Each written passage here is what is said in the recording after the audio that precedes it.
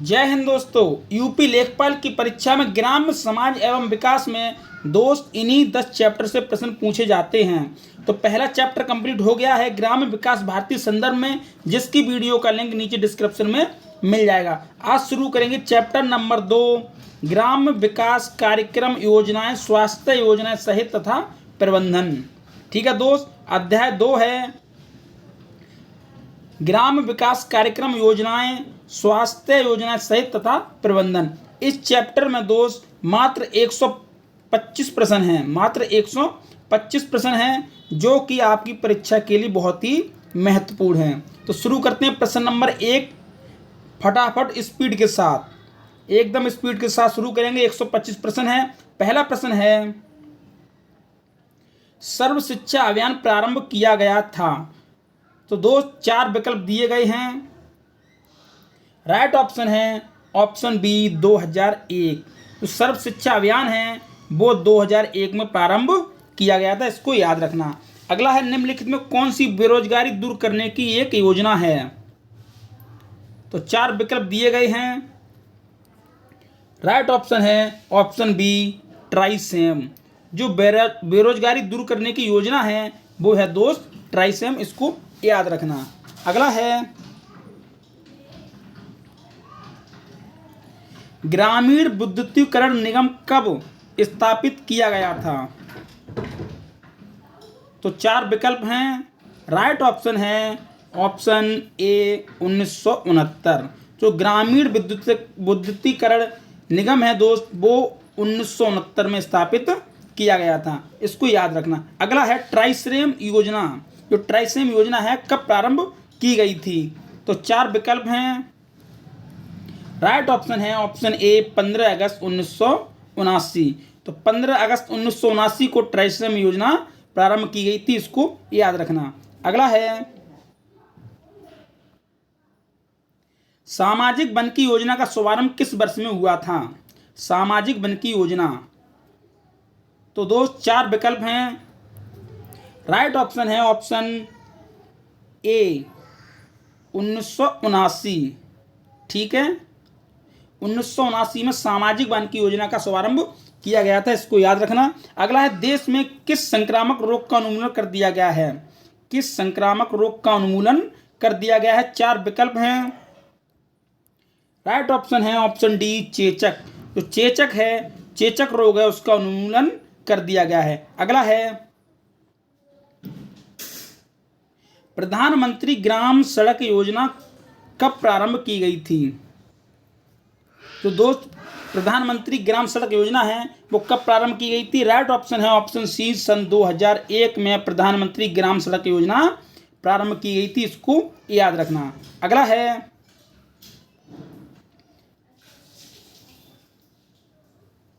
प्रश्न नंबर 8, ट्राइसेम कार्यक्रम का मुख्य उद्देश्य था। तो दोस्त 4 विकल्प हैं। राइट ऑप्शन है ऑप्शन ए। जो ट्राइसेम कार्यक्रम है उसका मुख्य उद्देश्य था ग्रामीण युवाओं को स्वरोजगार हेतु प्रशिक्षित देना। अगला है, ग्रामीण महिलाओं को आर्थिक सुरक्षा प्रदान करने एवं उनसे बचत की प्रोत्साहन देने के लिए महिला समृद्धि योजना कब प्रारंभ की गई थी। तो दोस्त 4 विकल्प हैं।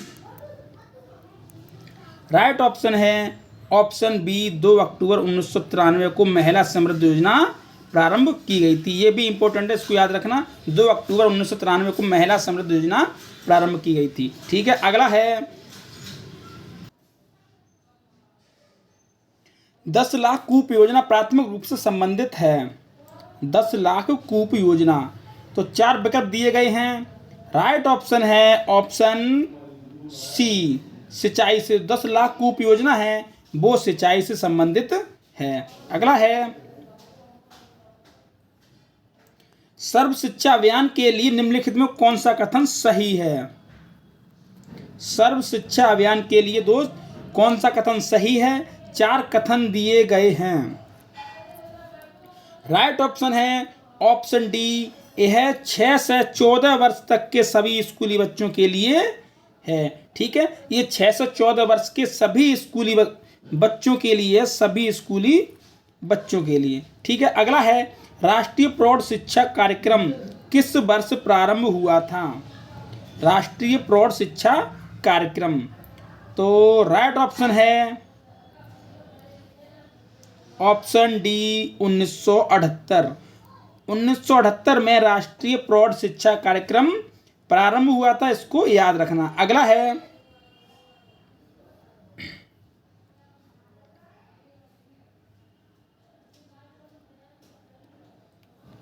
10वीं पंचवर्षीय योजना में आर्थिक विकास का वार्षिक लक्ष्य कितना निर्धारित किया गया था? 10वीं पंचवर्षीय योजना में तो 4%, 6%, 8%, 10%। तो राइट ऑप्शन है ऑप्शन सी 8%। ठीक है, 10वीं पंचवर्षीय योजना में 8% वार्षिक लक्ष्य रखा गया था आर्थिक विकास का। अगला है 11वीं पंचवर्षीय योजना की समयावधि क्या थी? 11वीं की तो 4 विकल्प हैं। राइट ऑप्शन है ऑप्शन सी 2007 से 2012। तो 11वीं पंचवर्षीय योजना की समयावधि थी 2007 से 2012 तक। ठीक है, अगला है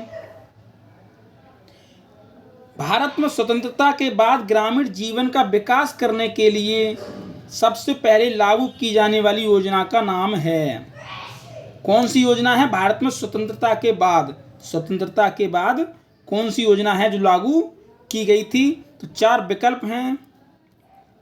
राइट ऑप्शन है ऑप्शन ए सामुदायिक विकास योजना। जो समुदाय विकास योजना है दोस्त, वो स्वतंत्रता के बाद ग्रामीण जीवन का विकास करने के लिए पहले लागू की गई थी, सामुदायिक विकास योजना। अगला है भारत में सामुदायिक विकास योजना किस राष्ट्रीय नेता के जन्म दिवस पर लागू की गई थी? तो 4 विकल्प। राइट ऑप्शन है ऑप्शन सी महात्मा गांधी। ठीक है, महात्मा गांधी के जन्म दिवस पर सामुदायिक विकास योजना लागू की गई थी दोस्त, इसको याद रखना। महात्मा गांधी जन्म 2 अक्टूबर को। ठीक है, अगला है वर्तमान में सामुदायिक विकास योजना एक अन्य ग्रामीण विकास योजना का हिस्सा है, उस बृहत ग्रामीण योजना का नाम है? तो 4 विकल्प हैं। राइट ऑप्शन है ऑप्शन सी समन्वित ग्रामीण विकास योजना। ठीक है, जो वर्तमान में सामुदायिक विकास योजना है उसका अन्य ग्रामीण विकास योजना का हिस्सा है, जो है समन्वित विकास ग्रामीण विकास कार्यक्रम। अगला है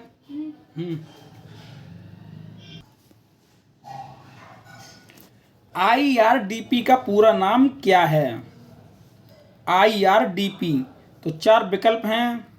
राइट ऑप्शन है option C integrated rural development programme. ठीक है, IRDP का पूरा नाम है इंटीग्रेटेड रूरल डेवलपमेंट प्रोग्राम। अगला है इंटीग्रेटेड रूरल डेवलपमेंट प्रोग्राम का हिंदी अनुवाद क्या है? तो 4 विकल्प हैं। राइट ऑप्शन है ऑप्शन डी समन्वित ग्रामीण विकास कार्यक्रम। ठीक है दोस्त, इसको याद रखना। अगला है IRDP पूरे देश में कब प्रारंभ किया गया था? तो IRDP फुल फॉर्म तो है ही इंटीग्रेटेड रूरल डेवलपमेंट प्रोग्राम, तो कब प्रारंभ किया गया था? तो 4 विकल्प हैं। राइट ऑप्शन है ऑप्शन बी 2 अक्टूबर 1980 को। तो 2 अक्टूबर 1980 को महात्मा गांधी के जन्म दिवस पर ये प्रारंभ किया गया था। ठीक है दोस्त, अगला है संपूर्ण भारत के विकास खंडों में समन्वित ग्रामीण विकास योजना कब लागू हुई? तो वो ही है भाई, क्वेश्चन अभी देखा है। तो राइट ऑप्शन ए 2 अक्टूबर 1980 को गांधी जी के जन्म दिवस पर 2 अक्टूबर 1980 को समन्वित ग्रामीण विकास योजना, ठीक है, लागू की गई थी। और इसी को बोलते हैं दोस्त IRDP, समन्वित विकास योजना या IRDP एक ही बात हो, 2 अक्टूबर 1980 और 2 अक्टूबर 1980 को लागू की गई थी। अगला है स्वर्ण जयंती ग्राम स्वरोजगार योजना किस वर्ष लागू हुई थी? तो 4 विकल्प हैं। राइट ऑप्शन है ऑप्शन बी 1999। 1999 में स्वर्ण जयंती ग्राम स्वरोज योजना लागू की गई थी, इसको याद रखना। अगला है उन्नत बीज कार्यक्रम कब शुरू किया गया था? उन्नत बीज कार्यक्रम, तो 4 विकल्प हैं। राइट ऑप्शन है ऑप्शन सी 1965। तो 1965 को उन्नत बीज कार्यक्रम शुरू किया गया था, इसको याद रखना। अगला है प्रधानमंत्री ग्राम सड़क योजना कब शुरू की गई थी? 4 विकल्प हैं। राइट ऑप्शन है ऑप्शन डी सन 2000 में। तो 2000 में प्रधानमंत्री ग्राम सड़क योजना प्रारंभ की गई थी, इसको याद रखना। अगला है ग्रामीण स्वच्छता कार्यक्रम के अंतर्गत 2001 से 2002 में कितने शौचालय का निर्माण किया गया था? तो 4 विकल्प हैं। राइट ऑप्शन है ऑप्शन सी 9,86,580 शौचालयों का निर्माण किया गया था 2001 से 2002 के बीच में 9,86,580 शौचालय का निर्माण किया गया था। अगला राष्ट्रीय सामाजिक सहायता कार्यक्रम NSAP कब शुरू किया गया था? 4 विकल्प हैं। राइट ऑप्शन है ऑप्शन डी 1995। तो 1995 में राष्ट्रीय सामाजिक सहायता कार्यक्रम NSAP शुरू किया गया था, इसको याद रखना। अगला है प्रश्न नंबर 27।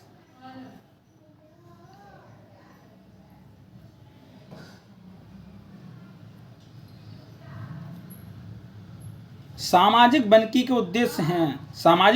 उद्देश्य हैं। 4 विकल्प हैं। राइट ऑप्शन है ऑप्शन डी ये सभी विकल्प सही हैं। अगला है अन्नपूर्णा योजना का प्रारंभ कब हुआ? इंपोर्टेंट प्रश्न है, अन्नपूर्णा योजना का प्रारंभ कब हुआ? 4 विकल्प हैं। राइट ऑप्शन है ऑप्शन बी 1999। 1999 में अन्नपूर्णा योजना का प्रारंभ किया गया था। अगला है वित्त वर्ष 2000-2001 में जवाहर ग्राम समृद्धि योजना में केंद्र व राज्य के व्यय की जाने वाली राशि का अनुपात क्या था? तो 4 विकल्प हैं। राइट ऑप्शन है ऑप्शन डी 60:40। ठीक है, तो जवाहर ग्राम समृद्धि योजना में केंद्र व राज्य के व्यय की जाने वाली राशि का अनुपात है 60:40, इसको याद रखना। अगला है ग्रामीण निर्माण केंद्र की सर्वप्रथम स्थापना हुई थी। ग्रामीण निर्माण केंद्र की सर्वप्रथम स्थापना कहाँ हुई थी? उत्तर प्रदेश में, मध्य प्रदेश में, पंजाब में या केरल में? राइट ऑप्शन है ऑप्शन डी केरल में ग्रामीण निर्माण केंद्र की स्थापना की गई थी। अगला है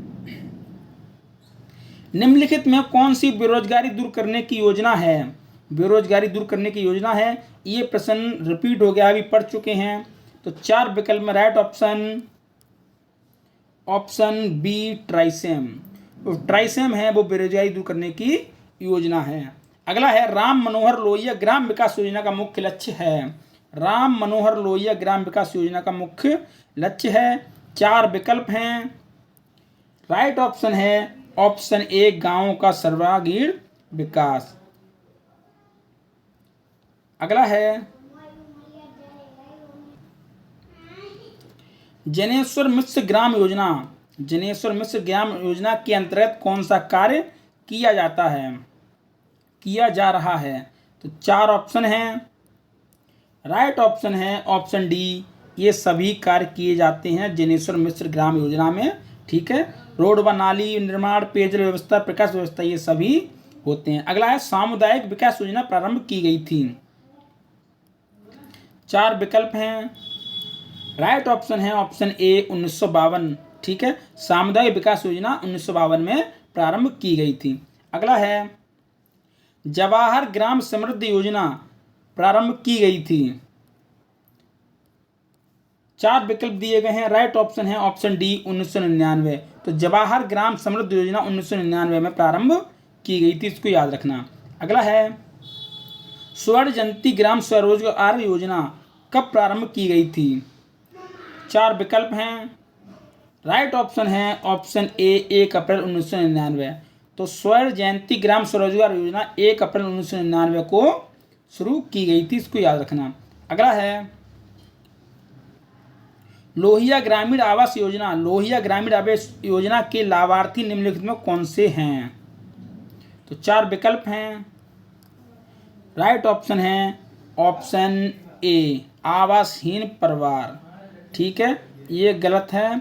धनाढ्य परिवार भी नहीं है, समाज के सभी लोग नहीं हैं। तो राइट ऑप्शन ऑप्शन ए, जो लोहिया ग्रामीण आवास योजना के लाभार्थी हैं वो हैं आवासहीन परिवार, मतलब जिनके पास आवास नहीं है, घर नहीं है, वो ही इसके लाभार्थी हैं, उन्हें ही ये लाभ मिलेगा। अगला है आम आदमी बीमा योजना के अंतर्गत कार्यदायी संस्था निम्नलिखित में कौन सी है?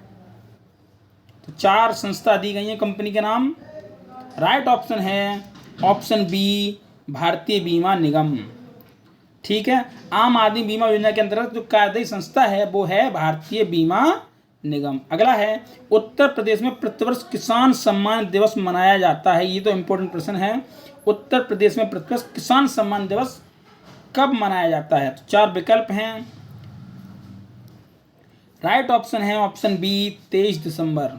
ठीक है, इसको याद रखना, 23 दिसंबर को किसान सम्मान दिवस मनाया जाता है। अगला है उत्तर प्रदेश के पिछड़े एवं सुदूर क्षेत्रों के कृषकों को कृषि संबंधित जानकारी के लिए संचालित प्रचार वाहन का क्या नाम है? तो 4 विकल्प हैं।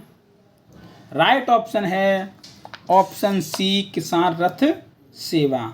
ठीक है, अगला है उत्तर प्रदेश में खाद्य प्रसंस्करण उद्योग नीति कब लागू हुई थी? 4 विकल्प हैं। राइट ऑप्शन है ऑप्शन डी 2012। जो उत्तर प्रदेश में खाद्य प्रसंस्करण उद्योग नीति है वो 2012 में लागू की गई थी। अगला है मौसम आदि के कारण किसान को होने वाली हानि बीमा लाभ प्राप्त करने के लिए योजना का संचालन किया गया है। मौसम आदि के कारण किसान को होने वाली हानि से बीमा लाभ प्राप्त करने के लिए किस बीमा योजना का संचालन किया गया है? ठीक है, प्रश्न नंबर 42। 4 विकल्प हैं दोस्त। राइट ऑप्शन है ऑप्शन ए राष्ट्रीय कृषि बीमा योजना। जो किसानों की हानि हो जाती है उसका पूरा लाभ के लिए जो बीमा योजना लागू की गई है वो है राष्ट्रीय कृषि बीमा योजना। ठीक है, इसको याद रखना। अगला है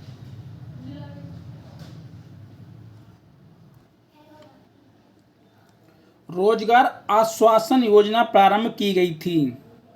रोजगार आश्वासन योजना, तो 4 विकल्प हैं। राइट ऑप्शन है ऑप्शन ए 2 अक्टूबर 1993। तो रोजगार आश्वासन योजना है वो 2 अक्टूबर 1993 को प्रारंभ की गई थी। प्रधानमंत्री ग्रामोदय योजना प्रारंभ हुई थी। 4 विकल्प हैं।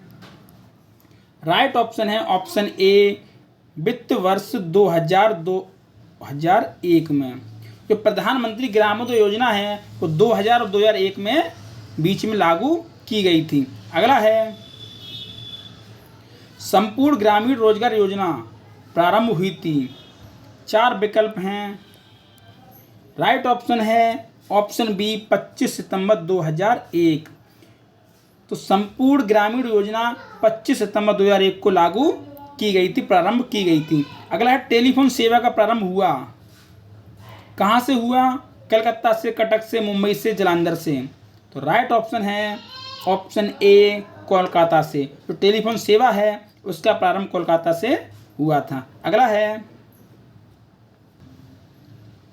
भारत में प्रथम स्वचालित एक्सचेंज की स्थापना हुई थी।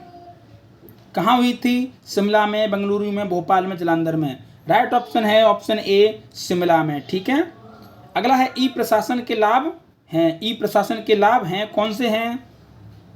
4 विकल्प हैं। राइट ऑप्शन है ऑप्शन डी ये सभी। तो उच्च आय, कुल लागत में कमी, संचार लागत में कमी, ये सभी ई प्रशासन के लाभ हैं। अगला है भारत में नवीन दूरसंचार नीति की घोषणा कब की गई थी? 4 विकल्प हैं। राइट ऑप्शन है ऑप्शन डी 26 मार्च 1999। तो 26 मार्च 1999 को नवीन दूरसंचार नीति योजना की घोषणा की गई थी। अगला है एफटीपी का दीर्घ रूप है फॉरेन टूर पोर्टल या फाइल ट्रांसफर प्रोटोकॉल। तो राइट ऑप्शन है option B file transfer protocol. ठीक है, एफटीपी का दीर्घ रूप है फाइल ट्रांसफर प्रोटोकॉल, ना कि फॉरेन टू पोर्टल, या ये भी गलत। Right option B. अगला है भारत में ग्रामीण विकास और पर्यावरण का अभिनव कार्यक्रम कब प्रारंभ किया गया था? तो 4 विकल्प हैं। राइट ऑप्शन है ऑप्शन बी 1999। तो ग्रामीण विकास और पर्यावरण का अभिनव कार्यक्रम है वो 1999 में शुरू किया गया था दोस्त, इसको याद रखना। अगला है भारत में योजना आयोग की स्थापना किस वर्ष हुई थी? योजना आयोग की स्थापना किस वर्ष हुई थी? 4 विकल्प हैं। राइट ऑप्शन है ऑप्शन डी 1950। तो योजना आयोग की स्थापना है वो दोस्त वो 1950 में की गई थी। भारत में योजना आयोग का प्रथम अध्यक्ष कौन है? प्रथम अध्यक्ष कौन था? ठीक है, योजना आयोग का प्रथम अध्यक्ष कौन था? महात्मा गांधी, जवाहरलाल नेहरू, लाल बहादुर शास्त्री या प्रणब मुखर्जी? तो राइट ऑप्शन है ऑप्शन बी पंडित जवाहरलाल नेहरू हैं, वो योजना आयोग के प्रथम अध्यक्ष थे, इसको याद रखना। अगला है भारत में राष्ट्रीय स्वास्थ्य नीति का निर्माण कब किया गया था? राष्ट्रीय स्वास्थ्य नीति का निर्माण कब किया गया था? 4 विकल्प हैं। राइट ऑप्शन है ऑप्शन सी सन 2002। तो राष्ट्रीय स्वास्थ्य नीति का निर्माण सन 2002 में शुरू किया गया था। अगला है भारत में योजना आयोग का कार्यकाल कहाँ स्थित है? योजना आयोग का कार्यालय कहाँ स्थित है? कार्यालय लखनऊ, जयपुर, दिल्ली, हैदराबाद। राइट ऑप्शन है ऑप्शन सी दिल्ली। तो भारत में योजना आयोग का कार्यालय है वो कार्यालय दोस्त दिल्ली में है, इसको याद रखना। 8वीं पंचवर्षीय योजना किस सन से प्रारंभ हुई थी? 4 विकल्प हैं। राइट ऑप्शन है ऑप्शन सी 1992। तो 8वीं पंचवर्षीय योजना है वो 1992 में शुरू हुई थी। अगला है कौन सी पंचवर्षीय योजना के मध्य में योजना आयोग का स्थान नीति आयोग ने ले लिया था? ये इंपॉर्टेंट है कि योजना आयोग का नाम बदल के नीति आयोग किया गया था, तो वो ही है कौन सी पंचवर्षीय योजना के मध्य योजना आयोग का नाम नीति आयोग ने ले लिया था? 8वीं, 9वीं, 10वीं, 12वीं। राइट ऑप्शन है ऑप्शन डी 12वीं पंचवर्षीय योजना में योजना आयोग का नाम नीति आयोग कर दिया गया था। अगला है भारत में सामुदायिक विकास कार्यक्रम किस सन में प्रारंभ किया गया था? 4 विकल्प हैं। राइट ऑप्शन है ऑप्शन सी 1952। तो उन सामुदायिक विकास कार्यक्रम 1952 में प्रारंभ किया गया था। ठीक है, अगला प्रश्न है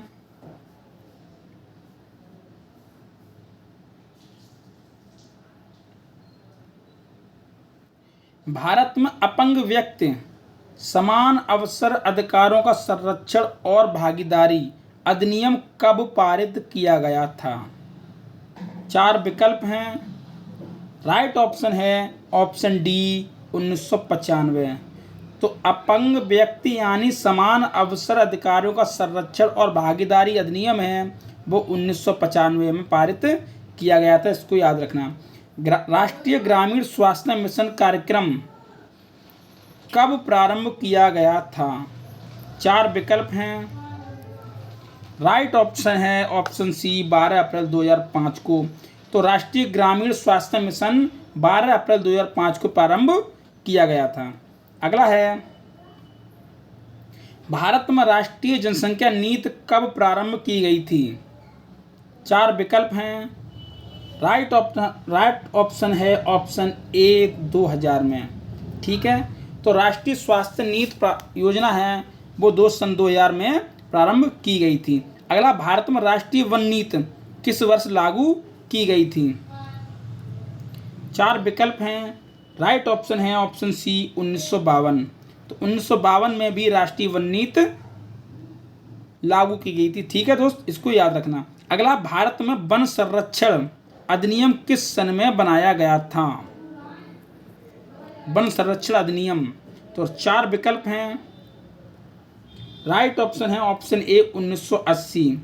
तो 1980 में भारत में वन संरक्षण अधिनियम बनाया गया था, इसको भी याद रखना। अगला है,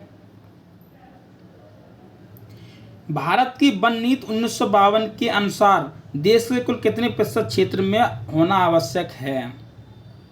तो जो भारत की वन नीति के अनुसार देश में कितने प्रतिशत क्षेत्र में वन होना आवश्यक है? तो 4 विकल्प हैं, 30, 33, 36 या 40%। राइट ऑप्शन है ऑप्शन बी 33%। तो कम से कम 33% क्षेत्रफल के अंदर वन होने चाहिए। ठीक है, 33%। अगला है, भारत में वन विनाश एवं वनीकरण का अनुपात क्या है?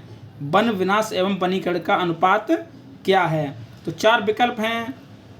राइट ऑप्शन है ऑप्शन सी 4:1। तो वन विनाश का अनुपात ज़्यादा है, वनीकरण का अनुपात कम है। तो 4 लोग विनाश कर रहे हैं और 1 लोग वन लगा रहा है, तो ये बहुत ही कम है, 4:1।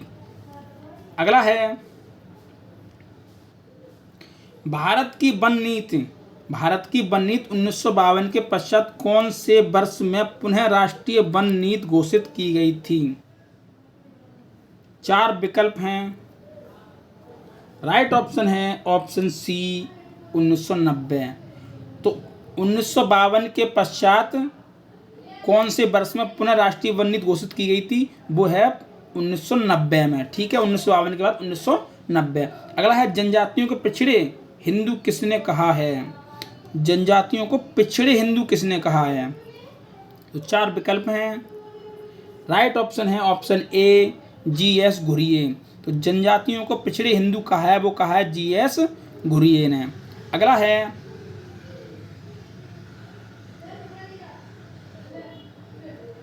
सन 2011 की जनगणना अनुसार भारत में अनुसूचित जनजातियों की जनसंख्या कितनी प्रतिशत है? अनुसूचित जनजातियों की जनसंख्या कितनी प्रतिशत है? 4 विकल्प हैं। राइट ऑप्शन है ऑप्शन बी 8.6%। मतलब 8.6%। 2011 की जनगणना के अनुसार भारत में अनुसूचित जनजातियों की जनसंख्या है, वो है 8.6%। अगला है, निम्नलिखित में कौन सा कारक पंचायत राज की असफलता से संबंधित है? तो 4 विकल्प हैं। राइट ऑप्शन है ऑप्शन डी ये सभी। जो पंचायती राज की असफलता से संबंधित हैं वो ये सभी सही हैं। अगला है, उत्तर प्रदेश पंचायत विधि अधिनियम किस सन में पारित हुआ था? 4 विकल्प हैं। राइट ऑप्शन है ऑप्शन डी 1994। तो पंचायत विधि अधिनियम है वो उत्तर प्रदेश में 1994 में पारित किया गया था, इसको याद रखना। अगला है, संविधान 73वां संशोधन अधिनियम 1993 कब प्रभावी हुआ? 4 विकल्प हैं। राइट ऑप्शन है ऑप्शन डी 24 अप्रैल 1993। ठीक है, इसको याद रखना कि संविधान 73वां संशोधन अधिनियम 1993 है, वो प्रभावी हुआ था 24 अप्रैल 1993 को।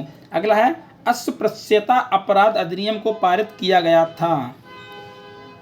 4 विकल्प हैं। राइट ऑप्शन है ऑप्शन ए 1955। ठीक है, तो अस्पृश्यता अपराध अधिनियम है उसको 1955 में पारित किया गया था। अगला है, अस्पृश्य वे जातियां हैं जो अनेक सामाजिक और राजनीतिक नियोग्यताओं का शिकार हैं। इनमें से अनेक नियोग्यताएं उच्च जातियों द्वारा परंपरागत तौर पर निर्धारित और सामाजिक तौर पर लागू की गई हैं। यह परिभाषा किसने दी है? तो 4 विकल्प हैं। राइट ऑप्शन है ऑप्शन बी डी.एन. मजूमदार। ठीक है, जो ये परिभाषा है वो डी.एन. मजूमदार ने दी है। अगला है प्रश्न नंबर 73-74।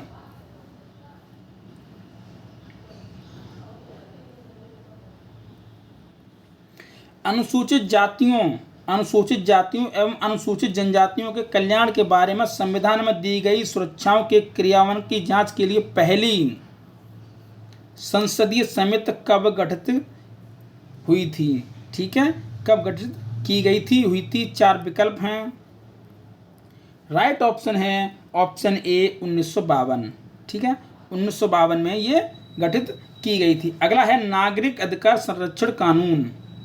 नागरिक अधिकार संरक्षण कानून किस वर्ष लागू किया गया था? 4 विकल्प हैं। राइट ऑप्शन है ऑप्शन सी 1976 में। तो नागरिक अधिकार संरक्षण कानून है वो 1976 में लागू किया गया था। अगला है अनुसूचित जातियों को कितना आरक्षण प्राप्त है? ये तो इम्पोर्टेंट है, कितना आरक्षण प्राप्त है अनुसूचित जातियों को? तो 4 विकल्प हैं। राइट ऑप्शन है ऑप्शन सी 18.0 मतलब 18%। ठीक है, तो अनुसूचित जातियों को 18% आरक्षण प्राप्त है। अगला है अनुसूचित जनजातियों को कितना आरक्षण प्राप्त है? अनुसूचित जनजातियों को कितना आरक्षण प्राप्त है? 4 विकल्प हैं। राइट ऑप्शन है ऑप्शन डी 7.5%।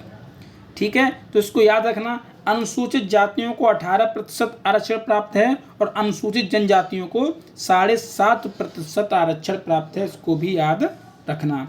अगला है संविधान का कौन सा अनुच्छेद अनुसूचित जातियों एवं जनजातियों हेतु लोकसभा में सुरक्षित स्थानों के प्रावधान से संबंधित है?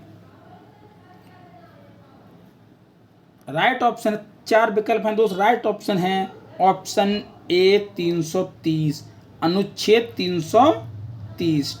अगला है संविधान का कौन सा अनुच्छेद अनुसूचित जातियों एवं जनजातियों हेतु सरकारी नौकरी में आरक्षण के प्रावधान से संबंधित है? तो 4 विकल्प हैं। राइट ऑप्शन है ऑप्शन बी 335। ठीक है, तो याद रखना 330 तो लोकसभा में अनुसूचित जाति एवं जनजातियों को लोकसभा में सुरक्षित स्थानों के प्रावधान संबंधित वो है 330, और अनुच्छेद अनुसूचित जातियों एवं जनजातियों हेतु सरकारी नौकरी में आरक्षण प्रदान के लिए है वो है 335। इनको याद रखना। अगला है अनुसूचित जनजातियों हेतु अखिल भारतीय स्तर की खुली प्रतियोगिता में नियुक्त हेतु कितने प्रतिशत स्थान सुरक्षित रखे जाते हैं अनुसूचित जनजातियों हेतु? तो 4 विकल्प हैं। राइट ऑप्शन है ऑप्शन डी 7.5%। ठीक है, अगला है 2011 की जनगणना के अनुसार भारत में अनुसूचित जातियों की जनसंख्या देश की कुल जनसंख्या का कितने प्रतिशत है? तो 4 विकल्प हैं। राइट ऑप्शन है ऑप्शन ए 16.6%। ठीक है, 16.6% अनुसूचित जातियों की जनसंख्या देश की कुल जनसंख्या का 16.6% है। अगला है डिजिटल इंडिया कार्यक्रम को कब मंजूरी प्रदान की गई थी? डिजिटल इंडिया कार्यक्रम को 4 विकल्प हैं। राइट ऑप्शन है ऑप्शन ए 20 अगस्त 1914 को डिजिटल इंडिया कार्यक्रम को मंजूरी प्रदान की गई थी। अगला है किसान प्रोत्साहन योजना जिसमें 2 हेक्टेयर तक के किसान को 800 रुपये पेंशन देने का प्रावधान है, किस राज्य ने सर्वप्रथम शुरू किया है? तो 4 विकल्प हैं। राइट ऑप्शन है ऑप्शन बी उत्तराखंड। उत्तर प्रदेश नहीं है, उत्तराखंड है। ठीक है ना, तो जो किसान प्रोत्साहन योजना है वो उत्तराखंड ने लागू की थी दोस्त, और इसमें है कि अगर किसी के पास 2 हेक्टेयर तक जमीन है तो किसानों को 800 रुपये पेंशन देने का प्रावधान किया गया था। ये किया गया था उत्तराखंड राज्य ने। ठीक है, उत्तर प्रदेश नहीं है, उत्तर प्रदेश में नहीं हुआ है। अगला है सांसद स्थानीय क्षेत्र विकास योजना MPLADS कब प्रारंभ की गई थी? 4 विकल्प हैं। राइट ऑप्शन है ऑप्शन ए 23 दिसंबर 1993। ठीक है दोस्त, तो 23 दिसंबर 1993 को सांसद स्थानीय क्षेत्र विकास योजना प्रारंभ किया गया था। अगला जिला पंचायत में अन्य पिछड़े वर्ग के लिए कितने प्रतिशत स्थान सुरक्षित हैं? 4 विकल्प हैं। राइट ऑप्शन है ऑप्शन बी 27%।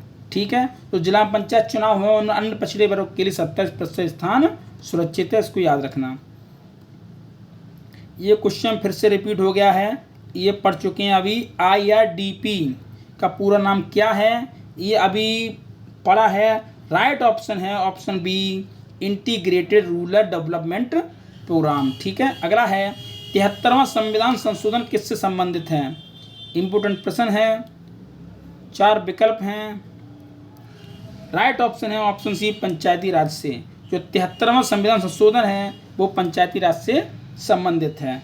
अगला है 73वें संविधान संशोधन को संवैधानिक दर्जा कब मिला था।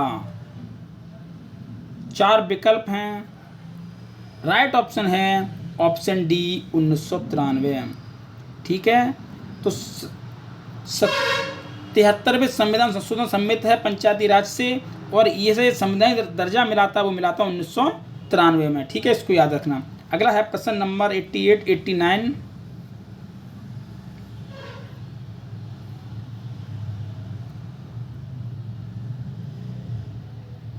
संविधान के किस संशोधन के अंतर्गत प्रत्येक 5 वर्ष में नियमित रूप से पंचायतों के चुनाव करना सुनिश्चित किया गया है।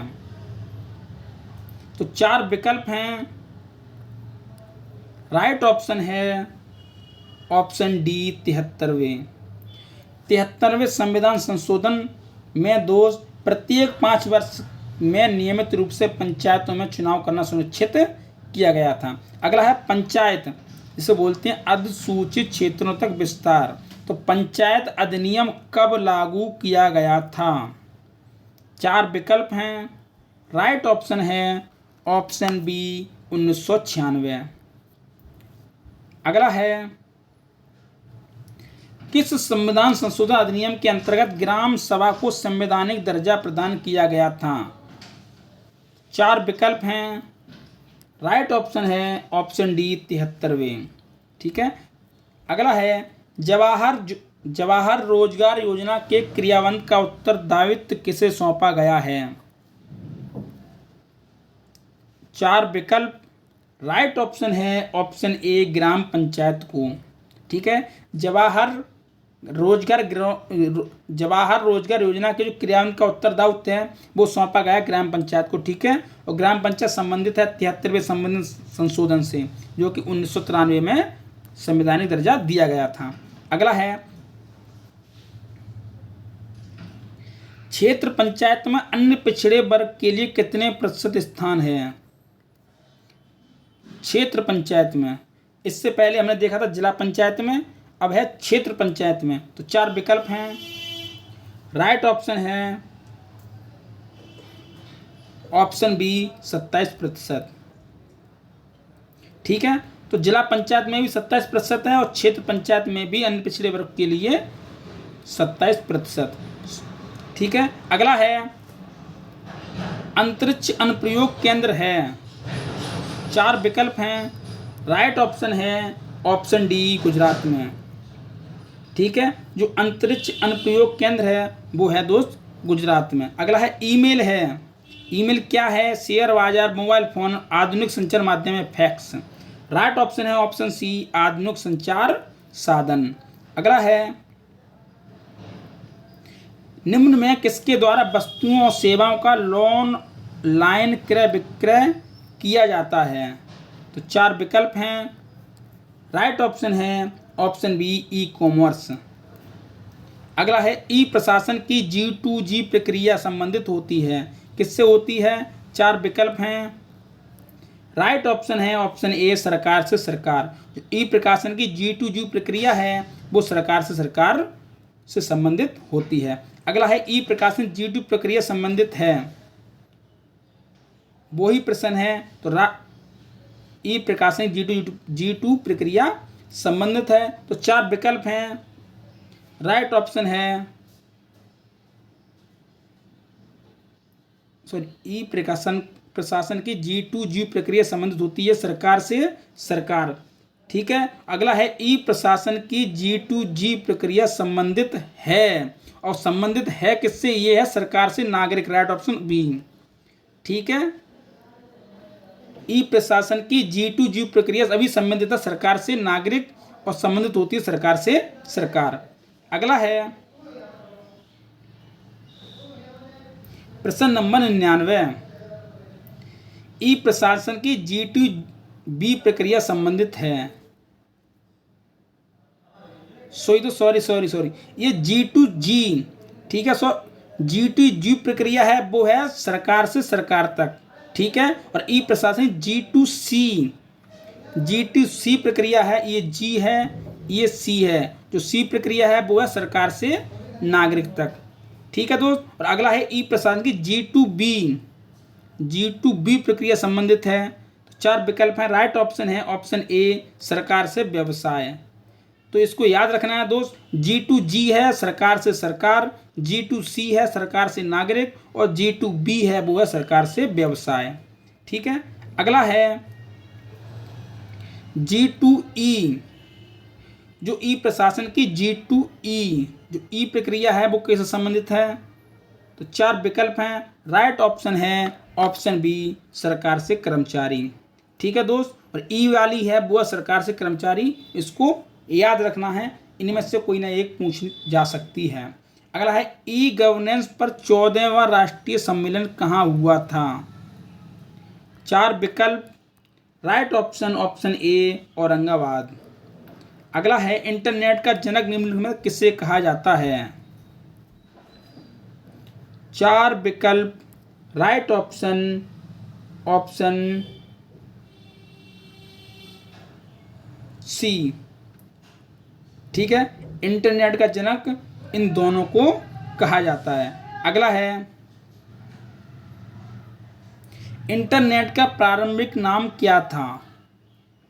तो 4 विकल्प हैं, राइट ऑप्शन है ऑप्शन ए ओपरनेट, ठीक है। जो इंटरनेट का प्रारंभिक नाम था वो था ओपरनेट। अगला है भारत में स्वर्ण जयंती ग्राम स्वरोजगार योजना कब प्रारंभ की गई थी? 4 विकल्प, राइट ऑप्शन ऑप्शन बी 1999, ठीक है। इसको याद रखना है, स्वर्ण जयंती ग्राम स्वरोजगार योजना भारत में 1999 में लागू की गई थी, प्रारंभ की गई थी। अगला है इंटीग्रेटेड रूरल डेवलपमेंट प्रोग्राम का हिंदी अनुवाद क्या है? ये भी क्वेश्चन अभी रिपीट हो गया है। तो राइट ऑप्शन है ऑप्शन सी समन्वित विकास कार्यक्रम, ठीक है। समन्वित विकास कार्यक्रम इंटीग्रेटेड रूरल डेवलपमेंट प्रोग्राम का हिंदी अनुवाद है IRDP का, ठीक है, IRDP। अगला है प्रश्न नंबर 106। तो कुल 125 प्रश्न है इसमें, ठीक है। प्रश्न नंबर 106, संपूर्ण भारत के विकास खंडों में समन्वित विकास योजना कब लागू की गई थी? ये क्वेश्चन भी दोबारा रिपीट हो गया है दोस्त। राइट ऑप्शन है ऑप्शन ए 2 अक्टूबर 1980। अगला है ग्रामीण क्षेत्रों में व्यापक आवास प्रदान करने हेतु समग्र आवास योजना कब प्रारंभ की गई थी? तो 4 विकल्प हैं, राइट ऑप्शन है ऑप्शन बी 1999। अगला है